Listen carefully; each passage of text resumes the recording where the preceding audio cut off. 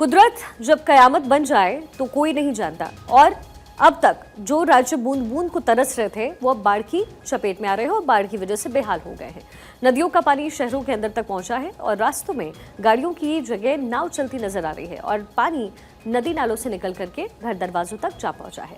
बाढ़ का पानी कैसे लोगों के लिए परेशानी का सबब बनता जा रहा है, आज भारत 24 पर हम आपको ये दिखाने वाले हैं।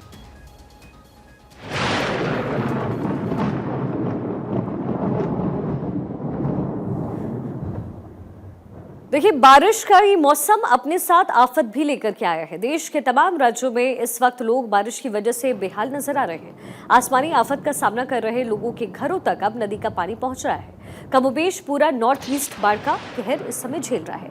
इस बाढ़ का सबसे ज्यादा असर नॉर्थ ईस्ट के राज्य असम पर पड़ा, जहां बाढ़ की वजह से लोगों का जीना मुहाल हो गया है। भयंकर बाढ़ की वजह से असम का क्या हाल हुआ है, एक रिपोर्ट में आपको दिखाते हैं।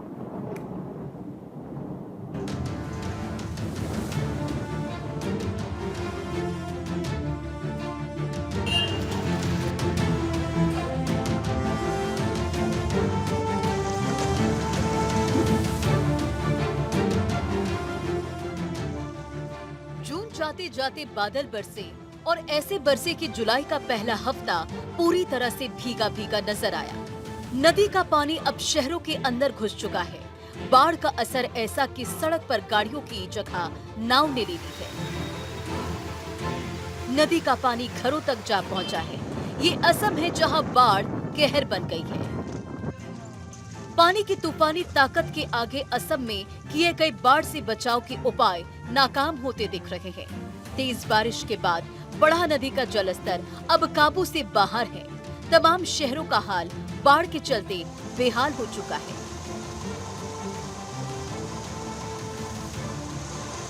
बाढ़ ने कितना कहर मचाया है, इसका जायजा लेने के लिए असम के मुख्यमंत्री हिमंता बिस्वा शर्मा ने खुद कमान संभाली।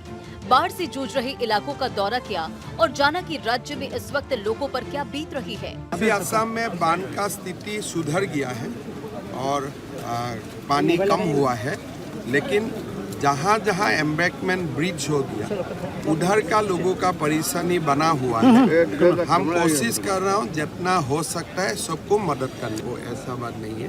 आप बोले तो 2 मिनट में रेस्टोर हो जाता है, वो तो स्विच से हो जाता है, लेकिन प्रॉब्लम यही है कि रेस्टोर होने के बाद पानी है, पानी और विद्युत एक साथ नहीं जा सकता है, तो इसीलिए वो लोग काट के रखा है। असम के शहरों में जहां कभी पक्के रास्तों पर गाड़ियां रफ्तार भरती थी, आज वही बाढ़ के पानी में नाव तैर रही है। घरों की चार दीवारी के अंदर नदी का पानी पहुंच चुका है। कुदरत के इस कहर का सामना करना आम लोगों की बस की बात नहीं, लिहाजा घर का सामान लेकर लोग दर दर भटकने के लिए मजबूर हैं। हर साल पानी आता है तो धीरे धीरे आता है। यही साल में ऐसा तूफान जैसे आता है ऐसा आ गया। एक दिन में माने कमर जैसे बुक तक पानी हो गया और पानी का तकलीफ यही है, बहुत आदमी का बहुत सामान तो पानी में चला गया। पानी एक दिन में इतना पानी आ गया तो आदमी लोग को कोई माने धंधा ही नहीं है जब पानी इतना हो जाएगा। बहुत आदमी का बहुत सामान खराब हो गया। फ्लड तो इधर 2-3-4 दिन हो गया और बहुत इमरजेंसी में फ्लड हुआ है। आदमी लोग सामान बचाने नहीं सके और खाने पीने का भी तकलीफ हो रहा है, लेटरिन बाथरूम का तकलीफ हो रहा है। यही मतलब 20-25 साल से हो रहा है। अंदर यहाँ से 25-30 गाँव चला गया, अंदर ब्रह्मपुत्र में चला गया 25-30 गाँव। अभी ये लोग आदमी वहाँ से यहाँ आया, शिफ्ट हुआ यहाँ पर भी पानी है, यहाँ पर भी पानी है। लेकिन बीच में ये बांध आ गया। ये बांध यहाँ पर देना नहीं था, बांध था पीछे देना था, लेकिन ये इस साइड में दे दिया। यहाँ आदमी लोग बहुत दिक्कत हो रहा है, अभी बहुत तकलीफ हो रहा है। देख लीजिए, आप दिखाई दे रहा है सब, ये सब देखो कितना। ऐसा नहीं है कि बारिश और बाढ़ ने सिर्फ इंसानों की जिंदगी पर ही असर दिखाया, बल्कि जानवरों की परेशानी भी बाढ़ की वजह से काफी बढ़ गई है।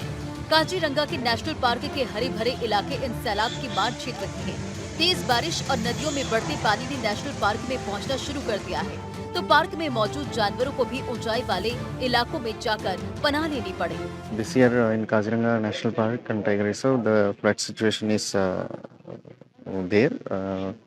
Water level is it has increased to considerable amount, and almost 167 camps are inundated so far. बाढ़ के पानी में डूबे हुए असम के 28 जिले और 2500 गाँव में हर गुजरते दिन के साथ हालात बदतर होते जा रहे हैं।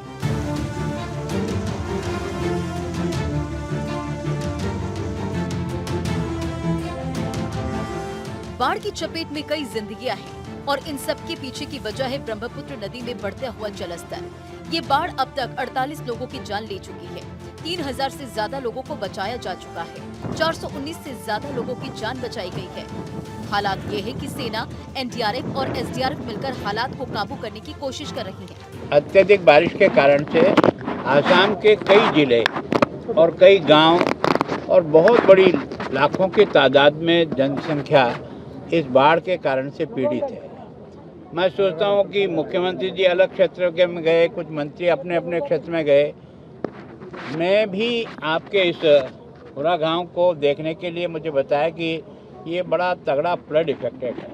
लगभग 3000 से लेकर 4000 लोग केवल इन टेंट तंबू में रह रहे हैं, जिनके अच्छे मकान सामने हैं, लेकिन पानी के अंदर आ जाने से, कॉलेज अंदर आ जाने से, हॉस्पिटल पानी के अंदर है, स्कूल अंदर है, तो लोगों को जो परेशानी है वो इस डैम बनने से मैक्सिमम लोगों को तो रिलीफ मिल गया कि इस बाढ़ से वो बच गए।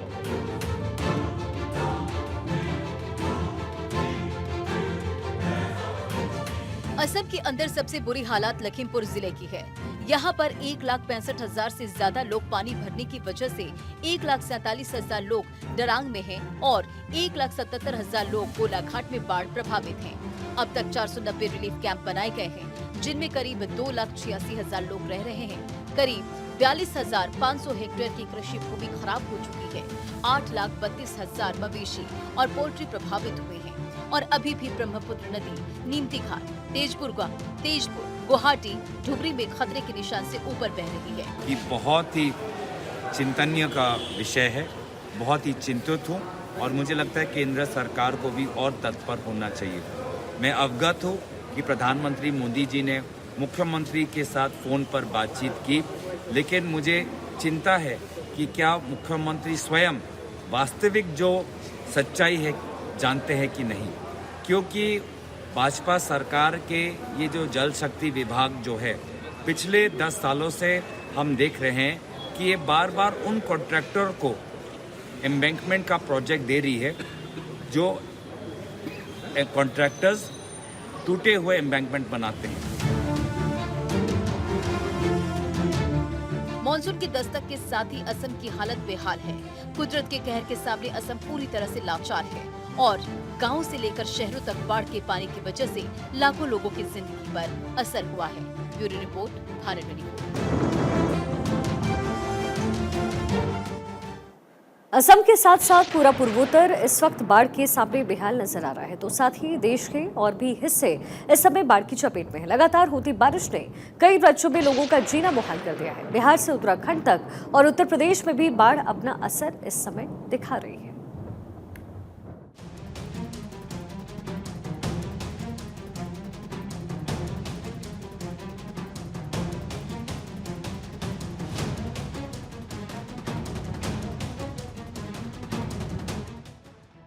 बिहार में इन दिनों बहार हो या ना हो, बाढ़ का असर बेशुमार है।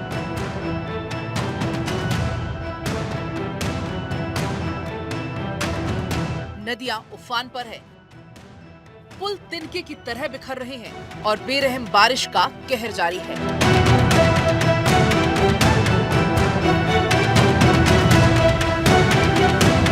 बिहार की बगहा में बढ़ता नदी का जलस्तर अब लोगों के घरों तक जा पहुंचा है। सड़कों से होता हुआ पानी लोगों के दरवाजों पर दस्तक दे रहा है। इस दौरान जिले के 6 से ज्यादा गांव बाढ़ की चपेट में आ चुके हैं।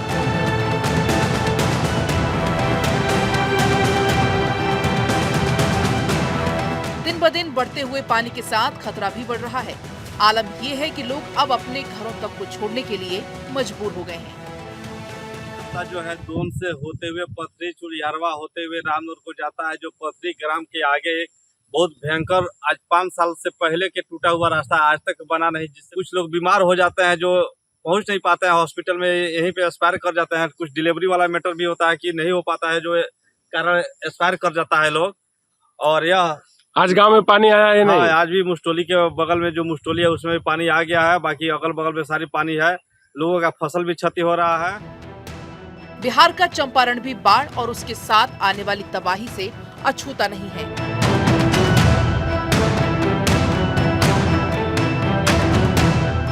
नदी की तेज लहरें इस बात का इशारा कर रही हैं कि तबाही किसी भी पल आ सकती है।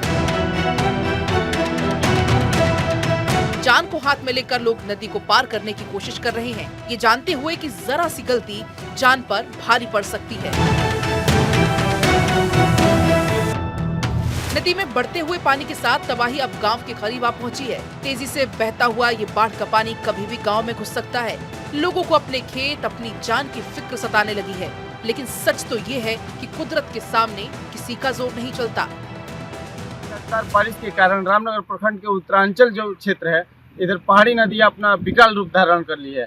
ऐसे में हम एक ऐसे शख्स से बात करते हैं जो पुल नहीं होने के बाद, गांव का आवागमन पूरे बाधित हो जाने के बाद लोगों को सहायता कर रहे हैं, अपने सहारे एक दूसरे को पार करा रहे हैं नदी को। क्या नाम होगा आपका? छोटे अंसारी। लगातार आप उसी समय से लोगों को इस पार से उस पार ले जा रहे हैं, बाएं पकड़ के हिला देते हैं। कोई इमरजेंसी हो, महिला बीमार हो, डिलीवरी हो तो हम लोग बहुत उसके सहायता करते हैं। टांग कर ले जाते हैं, हिलाते हैं, नदी बाँह पकड़ कर ले जाते हैं, हिलाते हैं। मगर 10 साल से ये नदी चल रहा है, कोई सरकार इसको देख नहीं कर रहा है। लड़के लोग 2-3 आदमी हम रात भर बैठे रहते हैं कि हमारे गांव में कोई यहाँ डूब के मर न जाए। एक बच्चा 10 साल पहले मर चुका था इसी डर में। नेपाल से हुई बारिश ने दरभंगा को भी डराना शुरू कर दिया है।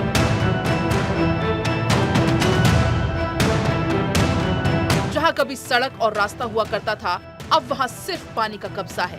लोग इन्हीं लहरों के बीच से गुजरने को मजबूर हैं, क्योंकि पानी गांव तक पहुंचने वाले रास्ते को अपने साथ बहा कर ले गया। की समस्या हो छै? समस्या तो यह छै, देखै छियै लोग डूबै छै, हेल के जाय छै, आबै छै। एकर कोनो समाधान? किछो नहि होइ छै।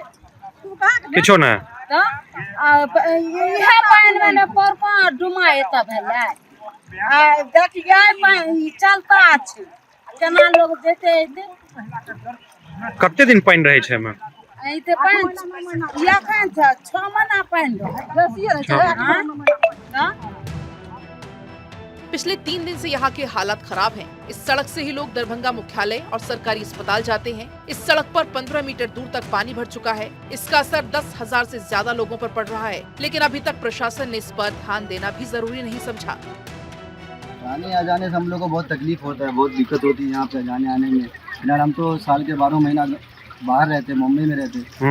बस साल में एक मरतबा आना होता है 1-2 महीने के लिए। और ये बारिश का जो मौसम है, ये बारिश के मौसम में हर साल हमको तकलीफ होती है यहाँ पे जाने आने में। कभी कोई चीज़ लाना हो, हमारा घर एक साइड में है, हर चीज़ की ज़रूरत हमको बस्ती झगड़वा बस्ती से ही पूरा होता है। बाढ़ का पानी धीरे धीरे गांव तक पहुंचना शुरू हो चुका है, लेकिन प्रशासन शायद अभी आंख बंद करके बैठा है। दफ्तर में कुर्सी पर बैठे अफसर शायद इस इंतजार में हैं कि जब तक लोग डूब नहीं जाते, उनकी जान की कीमत नहीं लगाई जाएगी।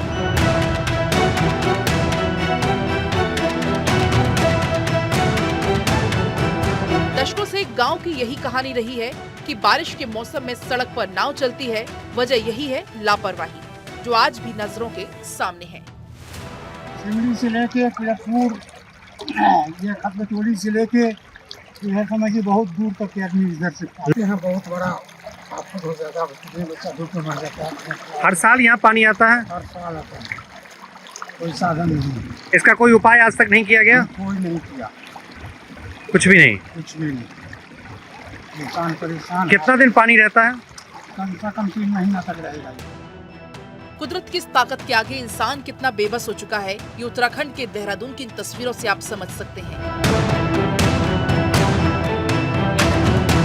एक रस्सी के सहारे 7 जिंदगियों को बचाने की कोशिश चल रही है। देहरादून में ये हालत तब हुई जब पिकनिक स्पॉट पर गए कुछ लोग अचानक पानी में जा फंसे।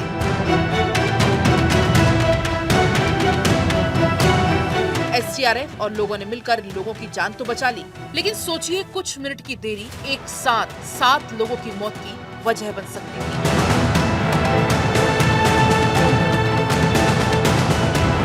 बाढ़ का खतरा उत्तर प्रदेश की तरफ भी बढ़ते जा रहा है। बारिश के बाद सीतापुर जिले में खतरे की उल्टी गिनती शुरू हो चुकी है। तेजी से बढ़ता नदी का पानी ये इशारा कर रहा है कि तबाही ज्यादा दूर नहीं है। देखिए, पिछले जो कि 3 दिनों से लगातार बारिश हो रही है, तो जहां लो लाइंग एरियाज हैं, जहां पे जल निकासी के प्रबंध नहीं है, तो वहां पे जलभराव हुआ है। लेकिन हमारी जो टीम है, चाहे वो अधिशासी अधिकारियों की टीम हो, एसडीएम की टीम है, तो लगातार वो एक्टिव है, फील्ड में है। अभी भी जो शहर के जिन मोहल्लों में जलभराव हुआ है, चाहे वो पुन्नागढ़ी हो, वहाँ पे हमारे एसडीएम सदरपुर मौजूद हैं और वहाँ पे सभी पंपिंग मशीनों से उसको जल निकासी के प्रयास किए जा रहे हैं।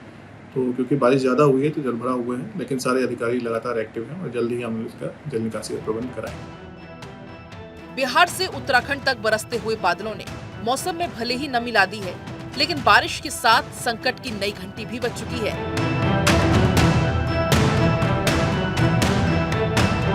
नदियों का बढ़ता जलस्तर अब इस बात पर इशारा कर रहा है कि बाढ़ कभी भी शहरों में हाहाकार मचा सकती है। तूफानी लहरें कभी भी शहरों में घुस सकती हैं। सवाल यह है कि कुदरत की इस ताकत से निपटने के लिए हम कितने तैयार हैं। Bureau report, Bharat 24।